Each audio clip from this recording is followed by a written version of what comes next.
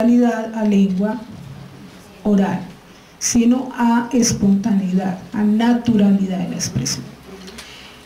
Bueno, ahora miremos un poquito la oralidad en el aula. Eso era en general de la oralidad. Ahora miremosla en el aula. En el aula va a tener fundamentalmente un papel que es ser el motor del desarrollo del aprendizaje. Fíjense que la mediación, por ejemplo, la escritura que presentamos a los estudiantes, bien sean textos, bien sean diapositivas, bien, el mundo de la escritura está mediado por la palabra del profesor, ¿sí? Lo primero que aparece en el aula es la palabra del profesor, bien sea para dar instrucciones, bien sea para orientar un proceso, bien sea para corregir, bien sea para llamar la atención. Los procesos de aprendizaje están mediados por esa dimensión de la oralidad. Y en ese caso, la manera de hablar en el aula, las normas de interacción en el aula van a ser vitales. Vale la pena que todos revisemos cuáles son esas maneras que utilizamos. Cómo nos dirigimos a los niños. Cómo a veces nos dedicamos a unos niños e ignoramos a otros niños. Cómo a veces nuestra mirada y nuestra relación se establece primordialmente con unos y no con otros. Cómo a veces ignoramos preguntas, ignoramos que quiere hablar o que tiene cara de que no entiende. Este factor tiene que ver con este desarrollo de la oralidad en el aula.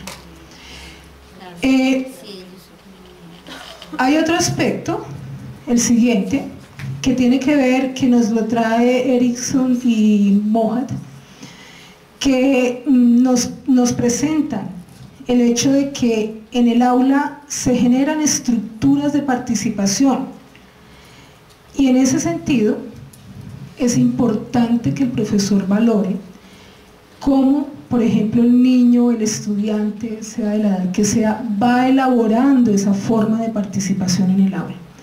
Cómo al comienzo es muy regulado y cómo con el avance de los años va siendo menos regulado. Cómo al principio reconoce jerarquías, cómo posteriormente ya no va reconociendo jerarquías, ¿sí? Toda esa estructura de participación que ocurre en el aula es fundamental, por ejemplo, para hacerle seguimiento a los procesos de formación de las personas. Necesitamos recuperar estas dimensiones en el aula. Necesitamos volver a poner en su lugar la relación profesor-estudiante. Bien. Esos dos aspectos son fundamentales en la oralidad en el aula. Otro aspecto, ya lo hemos mencionado, pero aquí lo reitero, es que en cierto modo el aprendizaje se va a ver supremamente evidenciado en el nivel de apropiación de las formas de hablar en un campo de saber. Piensen, por ejemplo, ahorita les tengo una diapositiva donde dice un análisis de textos matemáticos. ¿Cómo es que se proponen los problemas de matemáticas? ¿Sí? Y cómo cuando uno le pide a los estudiantes que hagan cierta tarea, uno espera que más o menos utilicen un lenguaje similar, una forma de hablar parecida a la de ese campo. O ellos mismos dicen, esa no es de matemáticas, porque no me la puso en la forma de hablar en matemáticas o en ciencias. Eso no es un problema de ciencias, o no es de lenguaje, o no es de matemáticas, porque no tiene como la forma de ser. Entonces hay formas de hablar y de escribir que van generando procesos de apropiación del conocimiento.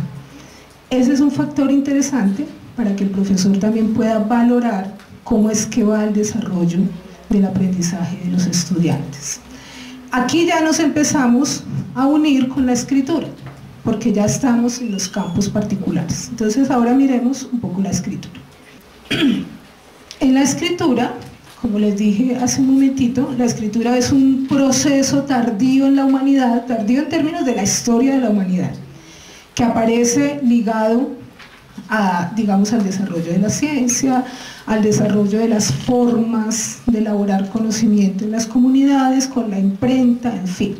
Pero la escritura se volvió por excelencia la forma de comunicación de los saberes escolares. Piensen ustedes que escuela sin libro como que no se concibe, ¿cierto? Es más, cuando el niño va al jardín, pide su cuaderno. Él sabe que si va a la escuela tiene que llevar algo en que escribir.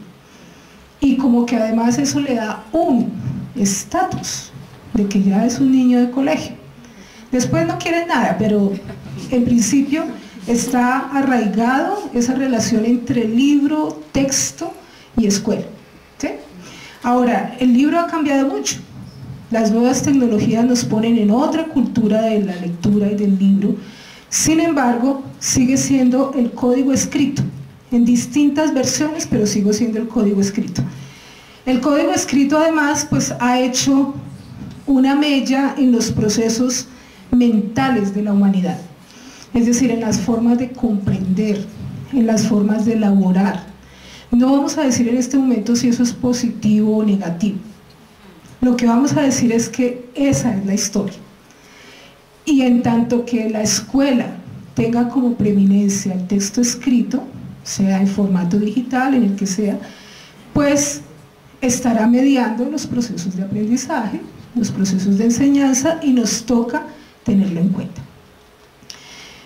En este caso les voy a señalar 3 aspectos de la escritura.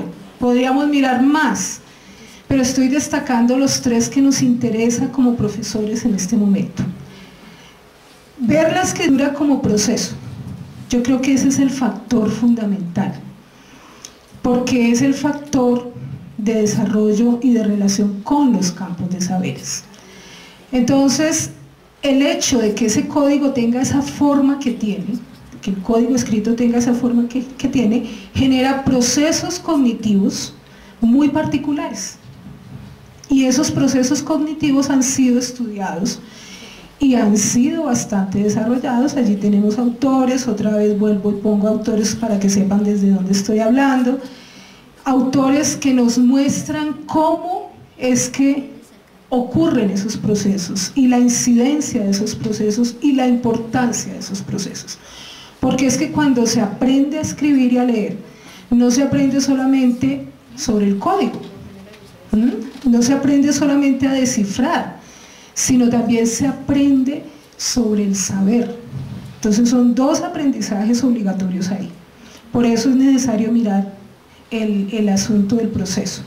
Tenemos casos, y hemos tenido casos, sobre todo con trabajos de grado, en donde los muchachos han visto cómo ciertos niños pueden descifrar, pero no pueden comprender.